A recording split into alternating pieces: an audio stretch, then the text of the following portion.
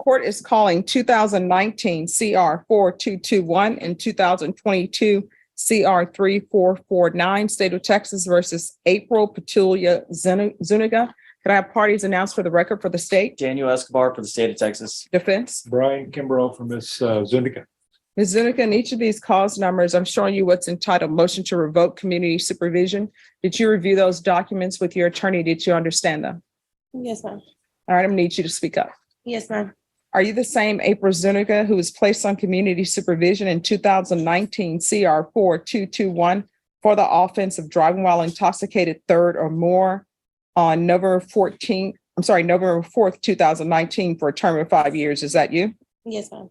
And are you the same April Zuniga who was placed on community supervision in cause number 2022 CR 3449W for the offense of burglary of a habitation on April 11, 2022 for a term of 4 years? Is that you? Yes, ma'am. All right. Is there any objection to the state reading one motion for each cause? No. All right. State? Violated condition number 3, on or about the 9th day of October, 2022 until the 15th day of October, 2022 in Bexar County, Texas. The defendant, April Petulia Zuniga, then and there associate with persons of harmful character in that said persons negotiated with the defendant to purchase or delivery of controlled substances in violation of condition number 3. How do you plead to that? True or not true? True. Okay, violated condition number 3, on or about the 14th day of October, 2022 until the 23rd day of October, 2022 in Bexar County, Texas. The defendant, April Petulia Zuniga, did then and there associate with a person engaged in criminal activity, a violation of condition number 3. How do you plead to that? True or not true? True. Okay, last one, Judge. Violated condition number 41, on or about the 1st day of October, 2022 in Bexar County, Texas.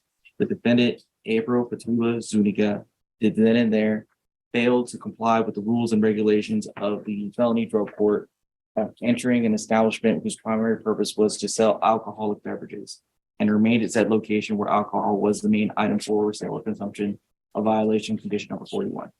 How do you plead to that? True or not true? True. All right, state waives all other violations. Any objections to the state's waivers? No objection. All right. Did you understand by pleading true to violations 3, 3, and 41 and cause number 2019 CR 4221? The court could find it true, grant the motion, and sentence you up to 6 years in prison. Did you understand? Yes, ma'am. Knowing that, do you still wish to plead true to violations 3, 3, and 41 in that cause number? Yes, ma'am. Court will find that true. And in cause number 2022 CR 3449W, did you understand by pleading true to violations 3, 3, and 41? The court could find it true, grant the motion, and sentence you up to 4 years in prison. Did you understand? Yes, ma'am. Knowing that, do you still wish to plead true to violations 3, 3, and 41? Yes, ma'am. And that cause number, the court will find 3, 3, and 41 true. Is there an agreement? Yes, Your Honor. It's for the defendant to go to state ISF and to then go back to the drug court program. Does drug court want her? That was a part of the probation recommendations. That's what they listed, that the judge was willing to take her back once she went through either state ISF or safety. And That was, Judge Glenn indicated that he would continue her in drug court if she agreed to go to state ISF. And that's in the summary, court summary from Mark Hewitt. Okay, so Ms. Zuniga, why should I just send you to prison? It appears that you haven't done anything except pick up a new case and hang around people you're not supposed to be around. So why should I just send you to prison? Because I was doing everything like as of my classes, my UAs. No, you were in an establishment that's primary purpose was to sell alcohol.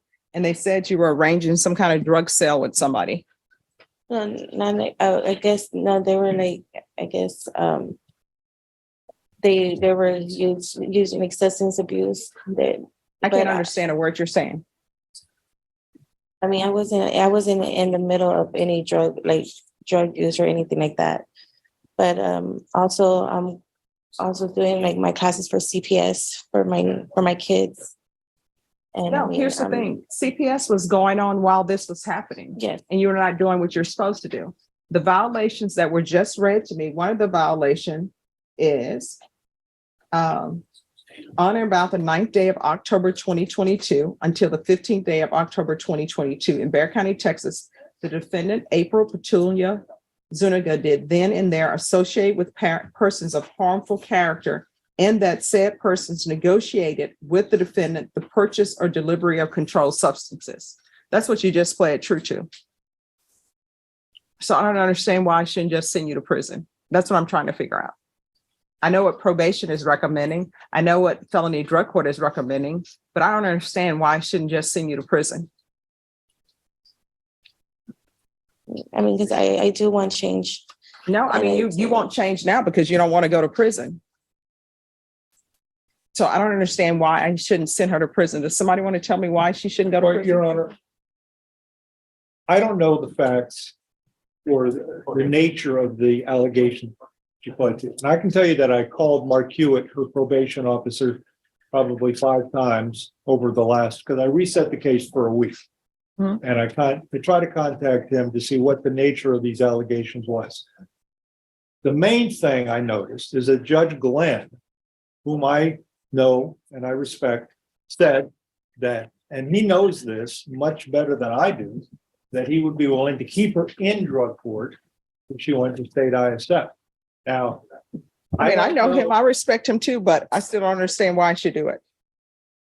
Well, again, I don't know the details of what happened with these individuals that she was associating with. She's not charged with any criminal offense other than me. So she's not accused of being involved in a drug deal. I don't know what that, I mean, I understand how it's worded, but I don't know what the actual facts are in that. I've asked April, and frankly, April's not helping me, and I don't understand what happened. But the main thing I find is that the drug court said they will keep her. From my experience with drug court, they normally don't do that unless they see a reason to keep her, because otherwise they want her out. They don't keep people that they don't think could benefit from drug court and could succeed. Judge Glenn feels that she needs to go to inpatient and ISF is appropriate. I'm only asking the judge to give her that opportunity based on what the recommendation from Judge Glenn is. See, I don't know why they didn't just keep her then and send her to ISF. Well, I don't know how that works because, I mean, they accused her of violating her probation. So I'm assuming that, do they have their own MTR deal in drug court? I mean, they could just not send her in.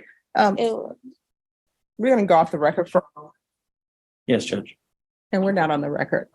Ms. Zuniga, how old are you? 32. All right, so here's the thing. Could everyone please whisper? You've already entered your pleas of true. And I understand that people are in different seasons of their life. And I understand that sometimes people are treated badly in life. I understand that sometimes people are misused and abused in their life. But I went into the hallway because I wanted to speak with Judge Glenn, and your attorney was present and the state's attorney was present. It's very difficult to speak on the bench with another judge. So that's why we were in the hallway. And we were discussing things with Judge Glenn, and here's the problem. The problem is people are trying to help you. People are trying to work with you. And I know sometimes it's difficult to change people, places, and things, but in order to be successful, you're going to have to change people, places, and things. And I used to always think that was easy to do because I worked as attorney in all the treatment courts before, right? And I was the original attorney. And when people would say, you need to change people, places, or things, I'd be like, hey, that's easy.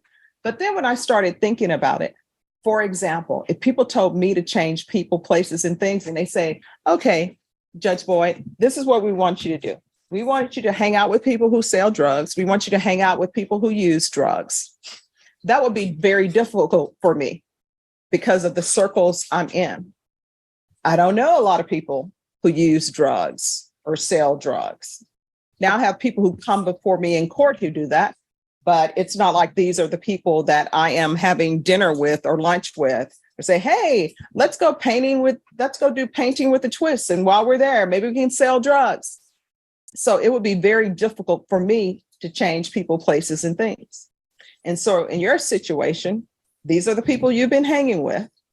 But if you want your life to be successful, and if you don't want to end up in prison, then you're going to have to change your people, places, or things.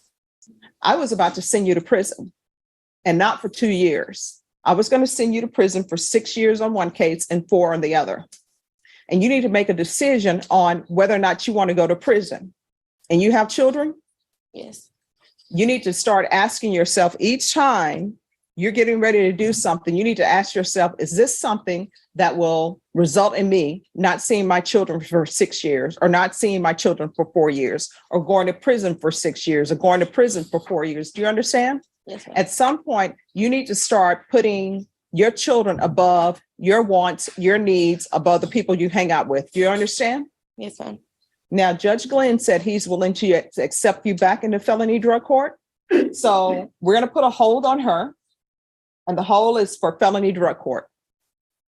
And so felony drug court is going to take care of what they do with you. And I'm telling you right now, you're looking at either SafeP or ISF with them.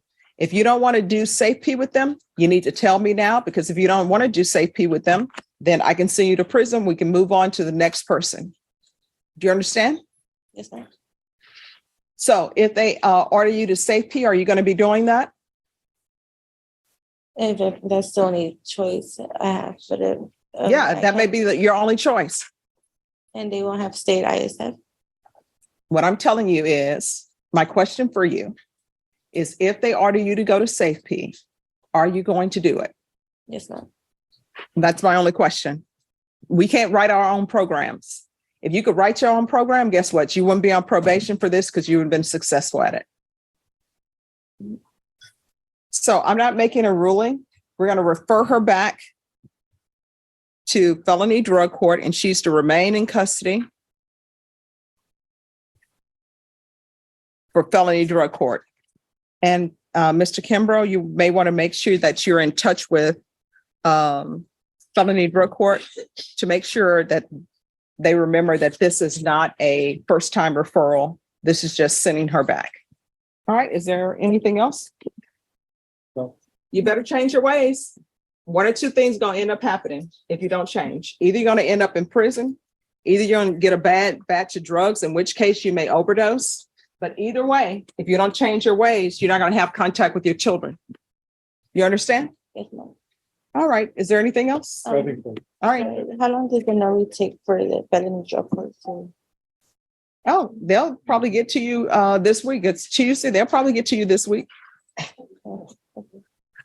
Thank you, Ron. You're welcome.